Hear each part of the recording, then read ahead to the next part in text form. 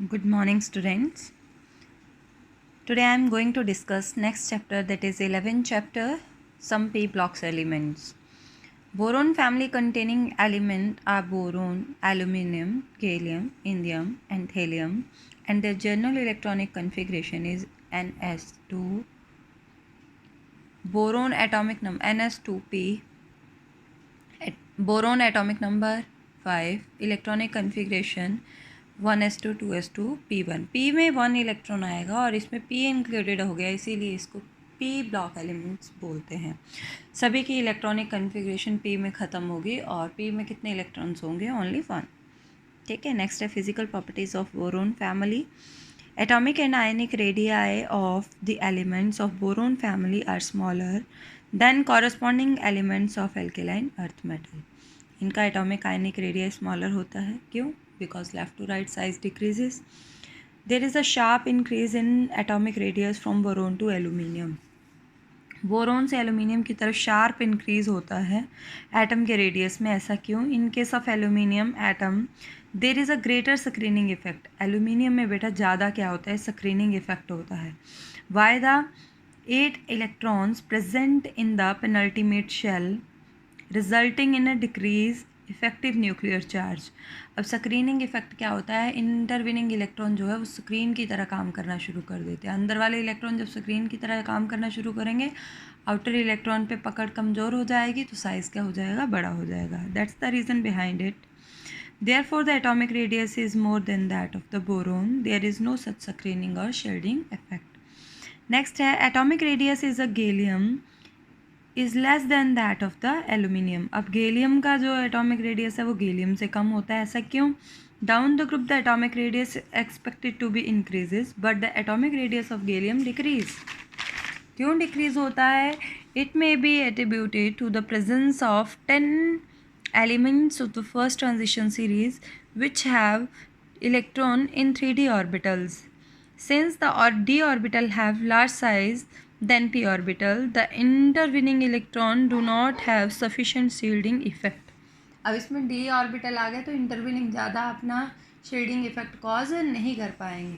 ठीक है, तो इसका जो इंटरविनिंग इलेक्ट्रॉन स्क्रीनिंग और शील्डिंग इफेक्ट कॉज करेंगे, जिसके कारण आउटर इलेक्ट्रॉन की पकड़ एल्यूमिनियम के केस में, ठीक है, कम होगी, इसीलिए उसका साइज़ बड़ा है। इसके केस में क्या हो जाएगा?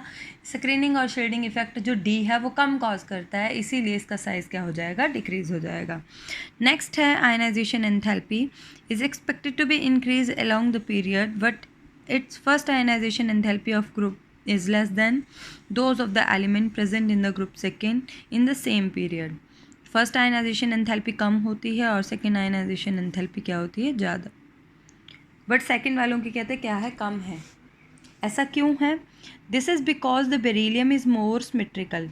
अब आपको क्वेश्चन आ सकता है, why magnesium have high ionisation enthalpy than जो भी नेक्स्ट फॉर्म फैमिली है बोरोन, ठीक है, या beryllium have high ionisation enthalpy than boron, why? तो आप बताओगे कि बेरिलियम में सिमेट्रिक इलेक्ट्रॉनिक कन्फिग्रेशन होती है। याद रखना, जिसकी भी सिमेट्रिक इलेक्ट्रॉनिक कन्फिग्रेशन होगी उसकी आयनाइजेशन एंथैल्पी ज़्यादा होगी। सिमेट्री लीड्स टू स्टेबिलिटी, तो जितनी ज़्यादा स्टेबिलिटी उतनी ही ज़्यादा आयनाइजेशन एंथैल्पी। बेरिलियम की आयनाइजेशन एंथैल्पी ज़्यादा होने का यही रीज़न है। तो जो अल्केलाइन अर्थ मेटल है उनकी आयनाइजेशन एंथैल्पी ज़्यादा होने का यही रीज़न है क्योंकि उनकी इलेक्ट्रॉनिक कन्फिग्रेशन सिमेट्रिक होती है। नेक्स्ट है electropositive character. On moving down the group the metallic or electropositive character increases from aluminium but decreases around from aluminium to thallium. Next, density. These members are highly denser than the corresponding member of alkaline earth metal due to their smaller size. On moving down the group, the density of these element decreases. जैसे हम कहते हैं down the group जाते हैं, वैसे ही density क्या होना शुरू हो जाती है? डिक्रीज होना शुरू हो जाती है। Melting and boiling point decreases from boron to gallium. Melting point decrease होता है, then increase high melting point because of they exist as a chain covalent polymer. सारी बातें यहीं पे क्लियर हो रही हैं। तो जितना बड़ा कोवेलेंट मॉलिक्यूल होगा उतना ही ज़्यादा उसका बॉइलिंग पॉइंट होगा।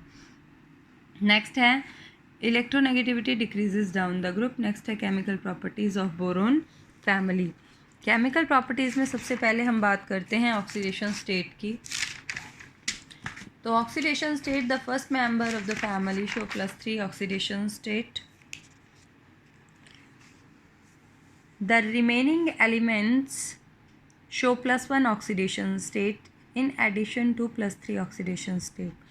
The stability of +3 oxidation state decreases from aluminium, ठीक है, onward. तो आगे कहते हैं ऑक्सीडेशन स्टेट डिक्रीज हो जाती है, क्यों? क्योंकि मेटालिक करेक्टर इंक्रीज हो जाता है. नेक्स्ट है inert pair effect. It represents the reluctance और inertness of the valence s electron of heavier element to p block that take part in the bond formation. inert pair effect क्या होता है? reluctance होती है, s electron reluctance show करते हैं, मतलब part नहीं लेते हैं बॉन्ड फॉर्मेशन में due to the presence of p electron. तो इसको बोलते हैं इनर्ट पेयर इफेक्ट. ठीक है. नेक्स्ट है nature of compound. The covalent compound of boron and aluminium are behave as a Lewis acid. जो कोवेलेंट कंपाउंड होते हैं बोरोन के और एल्यूमिनियम के, वो बिहेव करते हैं as a Lewis acid. Next है nature of formation of hydrides.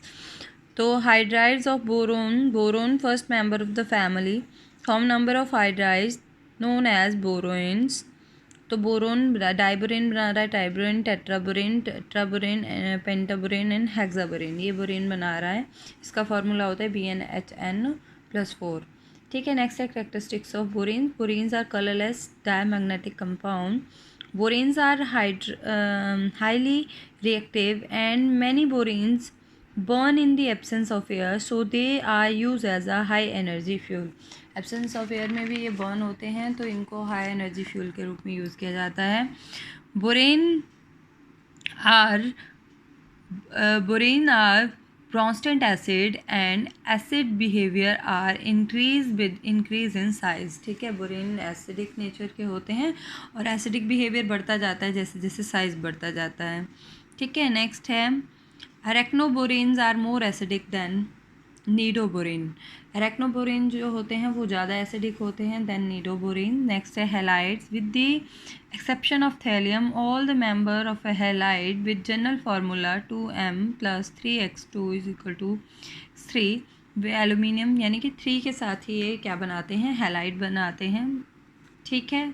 छोड़ के किसको? थैलियम को. बाकी सब हैलाइड बनाते हैं. Boron halide, boron Bf3, BCl3, Bi3, BBr3. Boron halides are act as a Lewis acid because it has a tendency to accept a lone pair of electron. In general, order relative acidic strength is BF3 सबसे ज़्यादा acidic होता है, होना चाहिए. BCl3 उससे कम होगा, Br3 उससे कम होगा, Bi3 उससे कम होगा, ये एक्सपेक्ट किया जाता है. बट एक्चुअल में होता क्या है? Bf3 सबसे लीस्ट एसिडिक होता है, Bi3 सबसे ज़्यादा एसिडिक होता है. ऐसा क्यों? This is explain on the basis of back bonding. The halogen atom can donate its lone pair of electron to the electron deficient boron atom. ठीक है. जो हैलोजन है कहते हैं वो इलेक्ट्रॉन डेफिशिएंट एटम को क्या करता है? लोन पेयर ऑफ इलेक्ट्रॉन अपने बैक डोनेशन कर देता है. Electron deficient boron atom, thus the transfer takes place by sidewise overlapping and it is called p-pi bonding. ठीक है. और साइड वाइज ओवरलैपिंग से होता है. तो p-pi बॉन्डिंग इस तरीके से बैक डोनेशन कर देता है फ्लोरीन का जो फील्ड p ऑर्बिटल होता है. ठीक है. As a result the electron density on boron atom is increase and the tendency to accept electron decreases. The decrease in the acidic strength as the size of the halogen atom increase. ठीक है. Acidic strength decrease हो जाएगी जैसे जैसे halogen का size क्या हो, sorry increase हो जाएगी जैसे जैसे हेलोजन का साइज़ बड़ा होगा. यहाँ पे इसने गलत लिखा है. I will explain from here. As we go, यहाँ पे ध्यान से देखना. If we go by the electronegativity of halogen, BF3 is expecting to be maximum acidic since it is maximum electron deficient, while Bi3 must be least basic, but this is not true.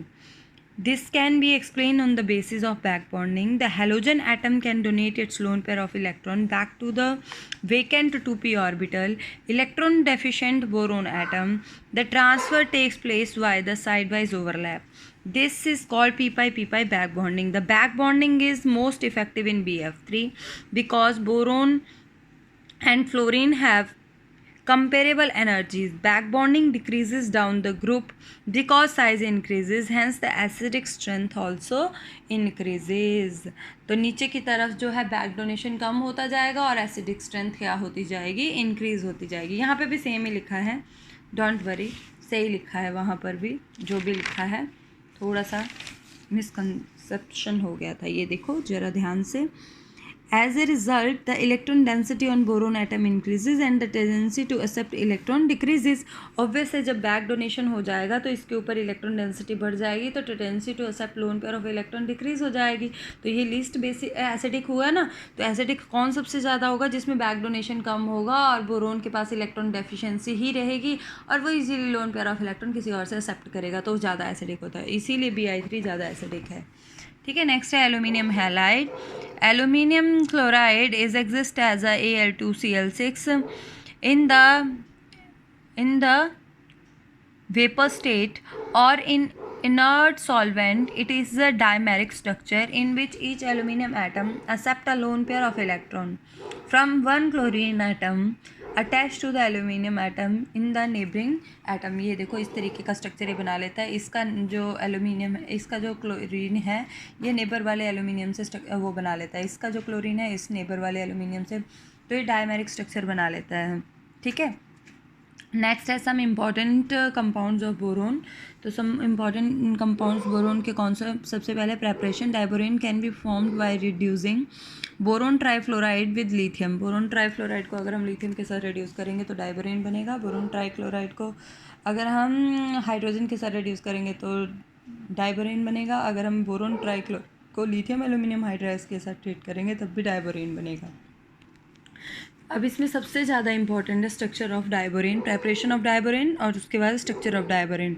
तो सबसे पहले हम बोलेंगे तो atomic number of boron is 5 and its electronic configuration is 1s2 2s2 and 2p1. ठीक है. Boron undergo sp3 hybridization but 4 hybrid orbitals, 2 hybrid orbital of each boron atom. अब यहाँ पे ध्यान से देखना जरा. Overlap with the half filled 1s orbital of 2 hydrogen atom. अब यहाँ पे क्या है, बोरोन, ये बोरोन है. एक बोरोन के पास कितने इलेक्ट्रॉन्स हैं, जरा यहाँ पे ध्यान से देखना. एस में 2 है, ये वाले एस में 1 है, यहाँ पे 2 इलेक्ट्रॉन है, एक ऑर्बिटल इसका खाली पड़ा हुआ है. तो टोटल कितने ऑर्बिटल हुए, 1 2 3 3 हुए ना एक बोरोन के पास. 1 2 3 और ये चौथा खाली पड़ा हुआ है. ठीक है. उसी तरीके से 1 2 3 ये चौथा खाली पड़ा हुआ है. ठीक है. ये 1 2 3, ये 1 2 3, ये चौथा एम्प्टी ऑर्बिटल है जो इनका एज इट इज़ पी का खाली पड़ा हुआ है. ठीक है. अब डाइबोरेन कैसे बनता है, filled is the orbital 2 hydrogen atom to form covalent bond. अब इसमें कहते हैं 2 हाइड्रोजन एटम क्या बना रहे हैं, कोवेलेंट बॉन्ड बना रहे हैं सिंगली से. ठीक है. The third half filled orbital of 1 boron atom and the empty hybrid orbital of the other atom boron atom overlap simultaneously with the half field orbital of the hydrogen atom. Hydrogen atom के साथ ये दोनों के दोनों क्या कर लेते हैं, ओवरलैप कर लेते हैं और 2 इलेक्ट्रॉन 3 सेंटर्ड बॉन्ड बनाते हैं. ऑब्वियस है, एक बॉन्ड इलेक्ट्रॉन इसका है, एक इलेक्ट्रॉन हाइड्रोजन का है, तीसरा सेंटर बन रहा है. तो 2 इलेक्ट्रॉन 3 सेंटर्ड बॉन्ड बनता है. इसीलिए डाइबोरेन का स्ट्रक्चर बहुत ज़्यादा इंपॉर्टेंट है. ठीक है. thus the bond formed is known as 3 center 2 electron bond pair and the shape of the diborane delocalized electron cloud formed is just like a banana and this bond is also known as banana bond. तो ये देखो, ये जब इस तरीके से एक दूसरे को ओवरलैप कर जाते हैं तो ये इस तरीके का बनाना की तरह का स्ट्रक्चर बनाते हैं. ठीक है. तो ये वेरी वेरी इंपॉर्टेंट है, पेपर में ये ज़रूर आता है. Explain the structure of diborane. ठीक है. नेक्स्ट है बोरेक्स. बोरेक्स का फॉर्मूला आपको पेपर में पूछ सकते हैं, Na2B4O7 10H2O. ठीक है. प्रेपरेशन, द मिनरल कोलेमिनेट, ठीक है, is finely powdered and then boiled with the washing soda solution. Washing soda के साथ इसको ट्रीट करते हैं तो हमारे पास बोरेक्स बनता है. बोरेक्स को 10 वाटर मॉलिक्यूल के साथ ट्रीट करते हैं तो हमारे पास. ठीक है. नेक्स्ट है वॉरेक्स कैन ऑल्सो भी प्रिपेयर फ्रॉम वॉरिक एसिड. इसको वॉरिक एसिड से भी प्रिपेयर करते हैं. सोडियम कार्बोनेट डाल दो इसमें तो क्या बन रहा है हमारे पास, वॉरेक्स. नेक्स्ट एक्शन ऑफ हीट, अगर हम वॉरेक्स को हीट करते हैं तो हमारे पास Na2B4O7 वाटर मॉलिक्यूल रिमूव हो जाएगा. फिर से हीट करते हैं तो NaBO2 + B2O3 बनता है. ठीक है. मेटाबोरेट बनता है और साथ में बोरिक ऑक्साइड बनता है. Next structure of borax. Borax का structure, the borax 2 boron atom have triangle geometry while the other two atoms have tetrahedral. The structure of B4O10 OH4 2 negative is known as the remaining 8 water molecule are associated with 2 Na positive ion. इस तरीके से ये structure होता है borax का. Next है boric acid is ortho. Boric acid is H3BO3 BO thrice. Next है form boric acid and concentrated solution containing borax is boiled with hydrochloric acid. अगर हम इसको हाइड्रोक्लोरिक एसिड के साथ और सल्फ्यूरिक एसिड के साथ ट्रीट करते हैं तो हमारे पास क्या बनता है, बोरिक एसिड बनता है. Orthoboric acid. कौन सा एसिड बनता है, बोरिक एसिड. ये है स्ट्रक्चर ऑफ बोरिक एसिड. इस तरीके से इसको ड्रॉ करना है. दैट्स इट आज के लिए.